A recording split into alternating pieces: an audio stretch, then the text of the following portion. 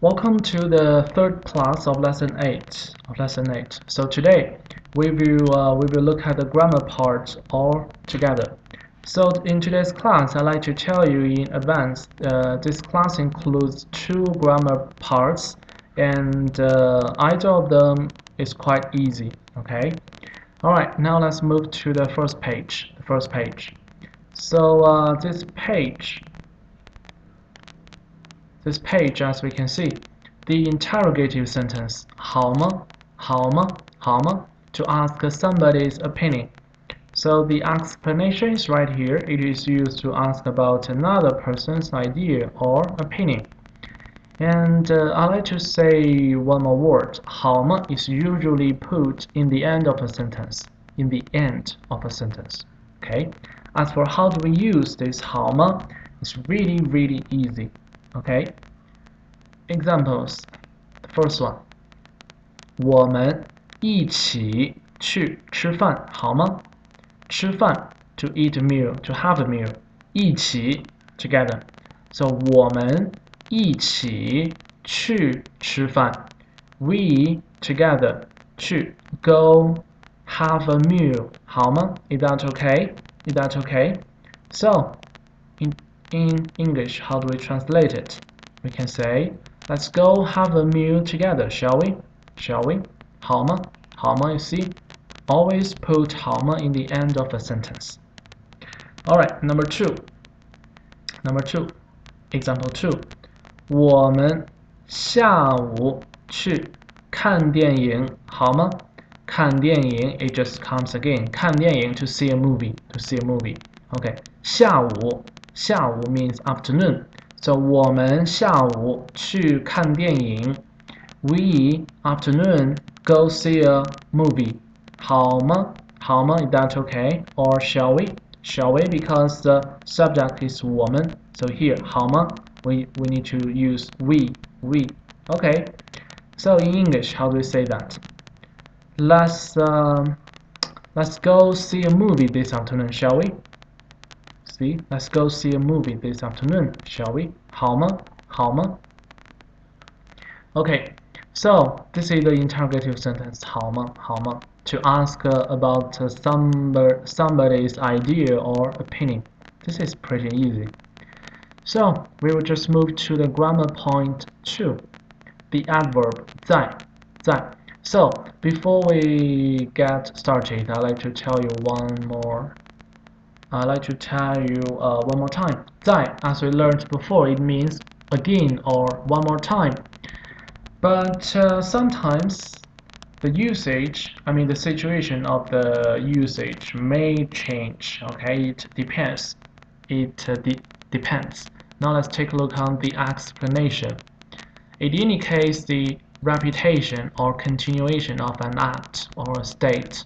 It can also indicate that an action will happen under a certain circumstance. Okay, see? It has two usages. One is the repetition or continuation of an act. Or it means that an action will happen under a certain circumstance. Okay. 好. Now examples. So before I show you the examples, I'd like to show you the basic sentence structure first. See, subject with 在 this adverb with verb or objective. It depends. Okay. Now example 1. 明天什么意思？明天的意思是 tomorrow. The subject is 我 which is I. 在 there's no problem. 告诉你 remember today's second class words. 告诉 means tell. 告诉你 tell you. So you see 告诉 is a verb. So 明天我再告诉你。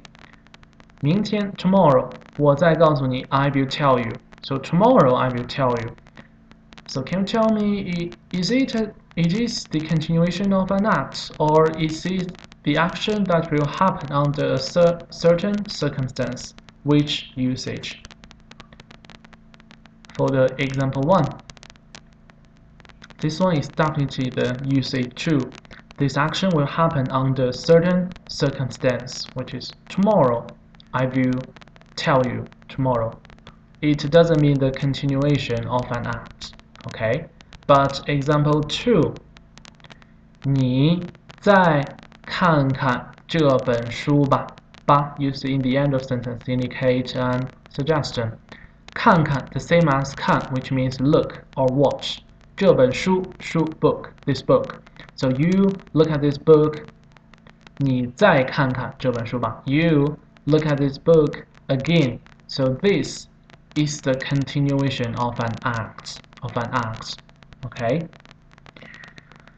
Alright, so this is how we use 在 in different situations. And I think maybe these examples are not that precise, because usually it would be better if we put this whole sentence in a conversation. I think that is more clear. Okay?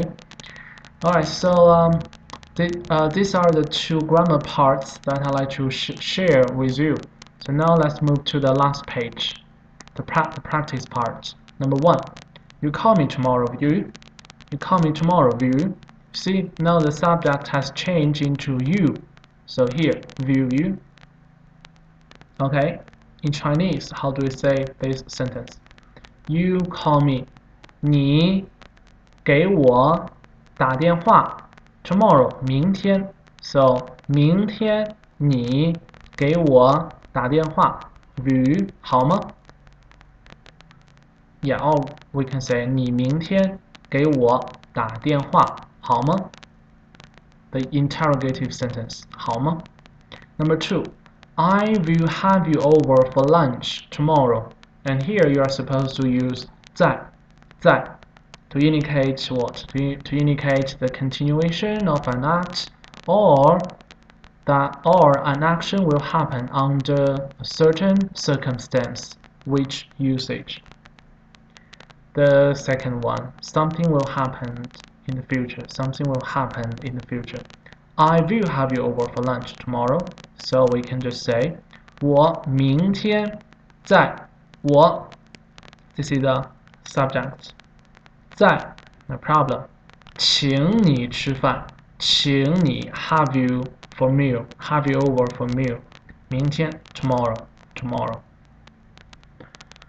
Okay, so I guess this is all that I'd like to share with you for today's class, and that's all for the lesson 8 too.